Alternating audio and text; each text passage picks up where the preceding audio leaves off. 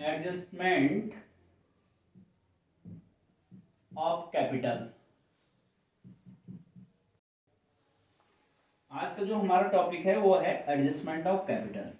ठीक है, जब एडमिशन होता है। अब यहाँ पे ध्यान रखना है, एडजस्टमेंट ऑफ कैपिटल दो प्रकार से होता है। एक तो नए पार्टनर के कैपिटल के बेस पे, ठीक है, एक नए पार्टनर के कैपिटल के बेस पे। दो प्रकार से होता है। नए पार्टनर्स जो साझेदार होगा, नए साझेदार की पूंजी के आधार पर, और दूसरा जो होगा पुराने साझेदार, जो हमारे ओल्ड पार्टनर होंगे, पुराने साझेदार के पूंजी के आधार पर।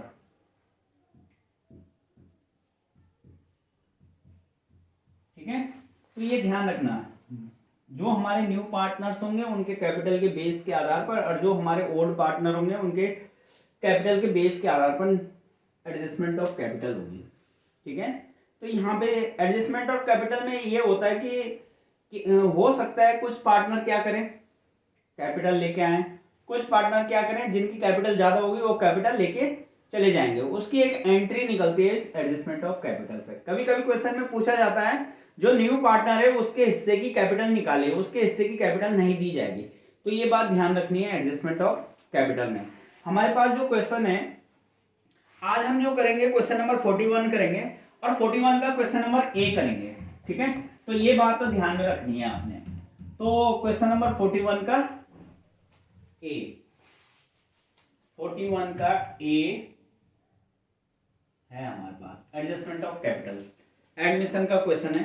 क्वेश्चन में पढ़ रहा हूं, हमारे पास है दो पार्टनर हैं, A and B are in partnership sharing profit and loss in the ratio of 3:2, यानी कि 3:2। The capital of A and B after all adjustment, ठीक है, यानी कि सभी समायोजन करने के पश्चात ए और बी की जो पूंजी है वो है 1,60,000 एंड 1,20,000 रेस्पेक्टिवली, यानी कि क्रमशः इनकी पूंजी है। ए की पूंजी होगी इसका मतलब 1,60,000 की, बी की पूंजी होगी 1,20,000 की। वो क्या करते हैं आगे देखते हैं। They admitted C as a partnership who bring 70,000 as capital for 1/5 share of profit to acquired equally from A and B. The capital account of old partners are to be adjusted on the basis of new partners capital। ये इनका कहने का मतलब ये है कि पुराने साझेदारों की पूंजी नए साझेदारों की पूंजी के आधार पर क्या की जाएगी, समायोजित की जाएगी। ठीक है, ये क्वेश्चन में बोला गया है कि the capital account to of old partners are to be adjusted on the basis of new partners capital. ठीक है, तो यहाँ पे ये बात ध्यान में रखनी है। और दूसरी बात यह है कि सी नया पार्टनर आ रहा है जिसका हिस्सा क्या है 1/5 है, जो ए और बी से बराबर करे किया जाता है। तो यहाँ पे ये भी बोला गया है कि 1/5 share of profit acquired equally from A and B. ठीक है, तो ए और बी से इक्वली लिया जाता है। तो भाई यहाँ पे न्यू रेशियो की कैलकुलेशन होगी। पहली बात ये ध्यान में रखना, किस रेशियो की कैलकुलेशन होगी, न्यू रेशियो की।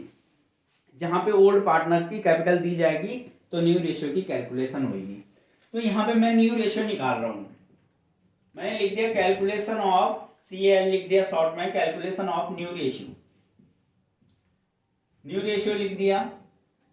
ठीक है, यहाँ पे लिख दूंगा old ratio of A and B, यानी कि ए और बी का जो पुराना अनुपात होगा, ओल्ड रेशियो होगा, वो लिख दूंगा मैं यहाँ पे। तो ए और बी का जो ओल्ड रेशियो है वो 3:2 है। ठीक है, अब जो नया पार्टनर है सी शेयर जो क्वेश्चन में गिवन है वो सी का शेयर दे रखा है भाई इन्होंने, सी का शेयर है 1/5, 1/5।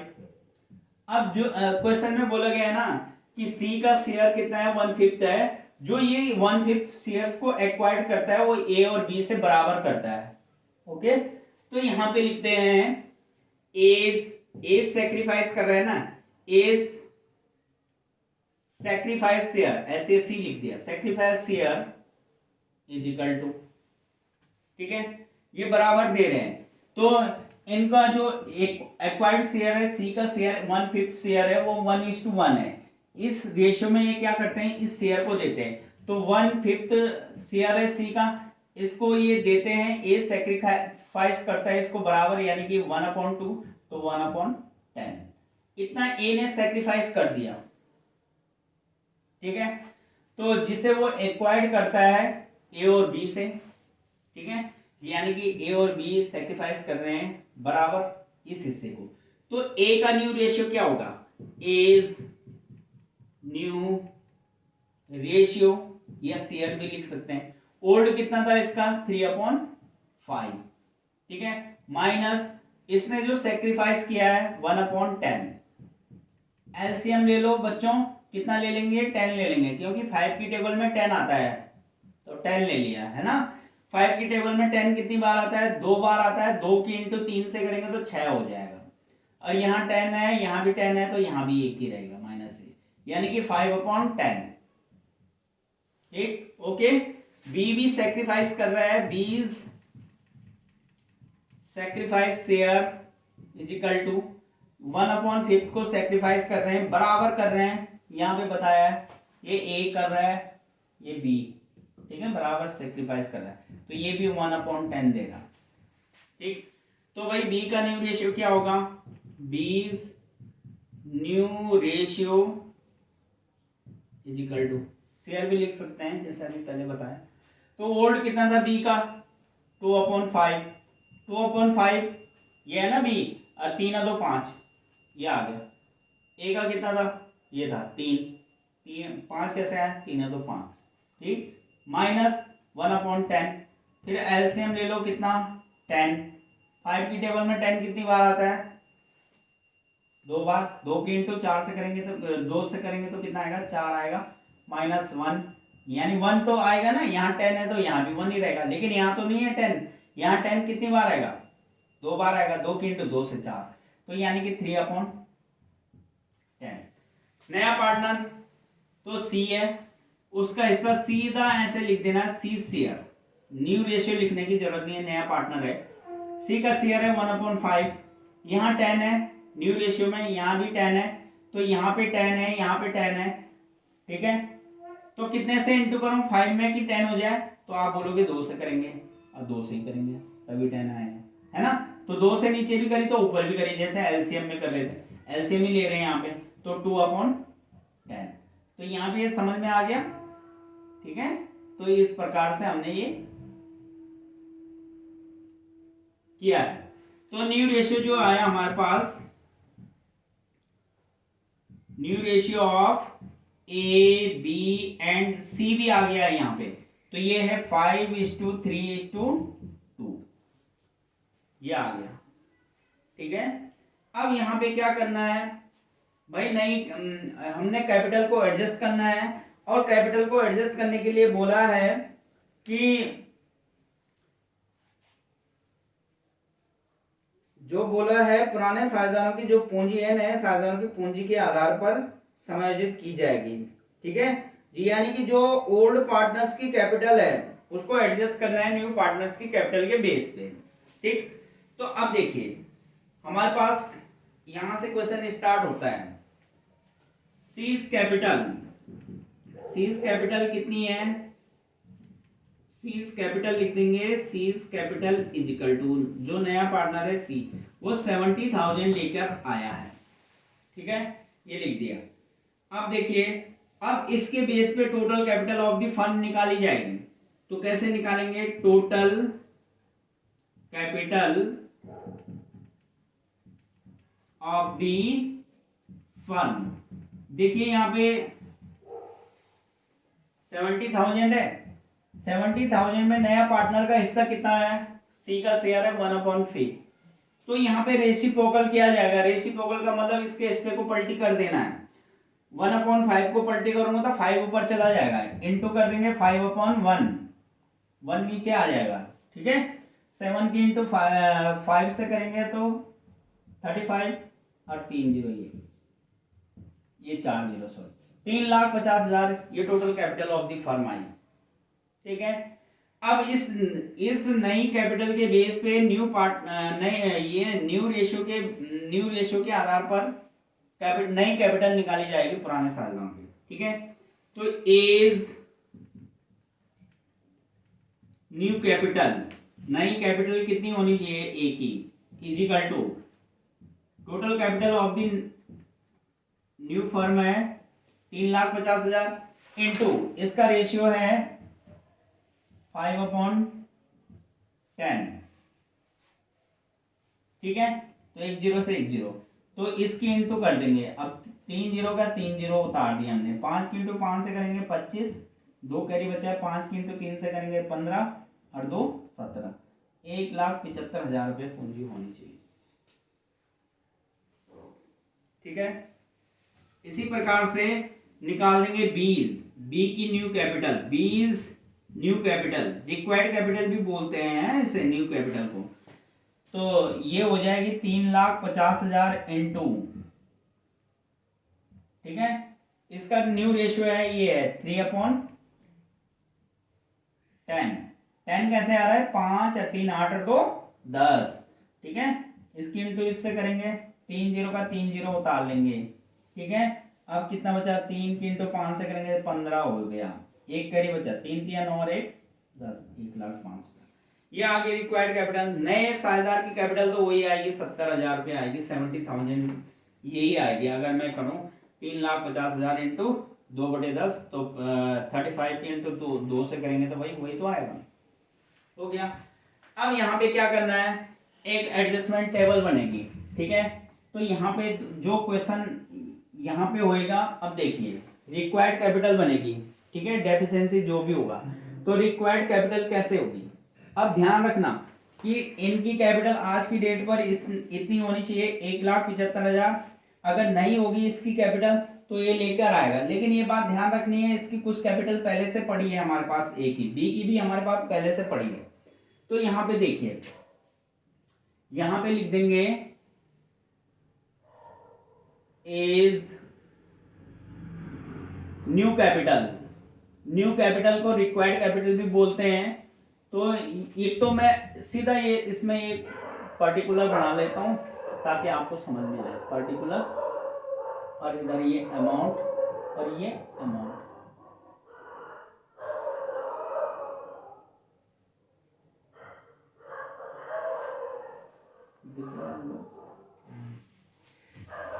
अब देखिए, तो न्यू कैपिटल को रिक्वायर्ड कैपिटल भी बोलते हैं। ठीक है, तो न्यू कैपिटल इसको रिक्वायर्ड भी बोलते हैं कि इतने की आवश्यकता है, हमें जरूरत है, रिक्वायर्ड। तो ए की न्यू कैपिटल कितनी आई, यहाँ पे ए लिख देंगे, ए और बी अमाउंट की जगह, तब और अच्छे से समझ में आएगा। तो ए की भाई न्यू कैपिटल है 1,75,000, 1,75,000 होनी चाहिए जब सी आ रहा है तो, और बी की होनी चाहिए 1,05,000, यानी कि इतनी होनी चाहिए जब हमारे पास कौन आ रहा है, पार्टनर सी आ रहा है। लेकिन इन पार्टनर की पहले से कुछ कैपिटल है, तो ओल्ड कैपिटल कितनी है, ओल्ड कैपिटल पहले से हमारे पास जो कैपिटल है वो क्वेश्चन में गिवन है। क्वेश्चन में लिखा है कि ए की कैपिटल होनी चाहिए 1,60,000, 1,60,000, और जो बी की कैपिटल होनी चाहिए वो 1,20,000 होनी चाहिए, इतनी होनी चाहिए। ठीक है, अब सुनो, अगर किसी की कैपिटल नई कैपिटल से कम है तो वो लेकर आएगा, लेकिन किसी की कैपिटल नई कैपिटल से ज्यादा है तो वो ले जाएगा। ठीक है, वो विड्रॉल करेगा। तो यहाँ पे देखिए, न्यू कैपिटल होनी चाहिए ए की कितनी, 1,75,000, लेकिन इसकी कितनी है 1,60,000, तो इसका मतलब ये लेकर आएगा। ठीक है, कितनी लेकर आएगा ये लेकर आएगा भाई 15,000, ये 15,000 लेकर आएगा। ठीक है, तो ये क्या करेगा भाई, इसकी कमी है ना, तो ये इसकी डेफिशिएंसी है, तो ये लाएगा, तो यानी कि इसमें लिख दिया, ब्रिंग भी लिख सकते हैं या बाउट भी लिख सकते हैं। ठीक है, ये लाएगा 15,000 रुपये, क्योंकि इसके 60 1,75,000 होनी चाहिए, 1,60,000 ही है। लेकिन इसकी बी की कैपिटल होनी चाहिए 1,05,000, लेकिन इसकी ऑलरेडी पहले से कितनी है 20,000। तो ये बोलेगा ना भाई कि 1,05,000 होनी चाहिए, तो मेरे तो 1,20,000 आपके पास पहले से ही पड़े हैं पुरानी पूंजी के। तो ये क्या करेगा, विड्रॉल करेगा। तो ये 15,000 रुपये लेके चला जाएगा, क्योंकि 15,000 रुपये क्या है इसके ज्यादा है। तो ये क्या करेगा, विड्रॉल करेगा, विड्रॉल। ठीक है, तो ये विड्रॉल। अब सुन लो, जो पार्टनर लाएगा उसकी एंट्री होगी और जो पार्टनर ले जाएगा उसकी एंट्री। जो पार्टनर लाएगा तो एंट्री होगी कैश अकाउंट डेबिट और उस पार्टनर्स का कैपिटल अकाउंट क्रेडिट होएगा, लेकिन जो पार्टनर ले जाएगा वो डेबिट होएगा। ठीक है, तो दो जनरल एंट्री निकल के आएगी यहाँ पे। तो यहाँ यही है capital of adjustment, general entry. अब आपको, मेरे को पता है थोड़ा बहुत तो समझ में आ गया होगा आपको। ठीक है, तो ये पर्टिकुलर